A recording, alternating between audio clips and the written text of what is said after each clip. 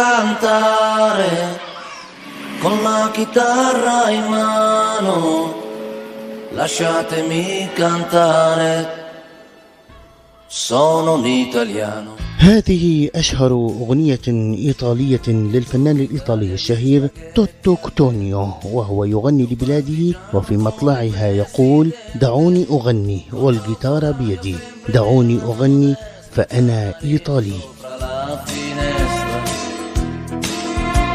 أما لسان حال الأحمدي يقول: دعوني لأحقق اللقب الثالث لي، دعوني أرفع رأس المدرب الليبي.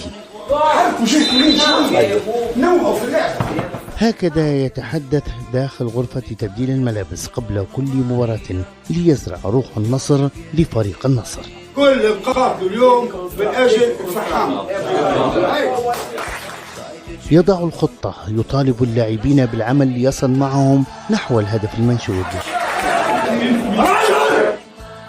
شخصيته فرضت نفسها فاحترمه الجميع بما فيهم المنافسون. مازال الطريق.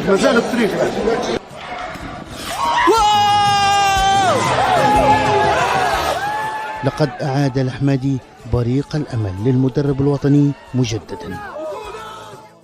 نعود للفنان توتو كوتونيو في أغنيته الشهيرة عن حب بلاده إيطاليا، حيث تقول أيضا: صباح الخير يا إيطاليا وأنا أتلذذ بطعم سباجيتي.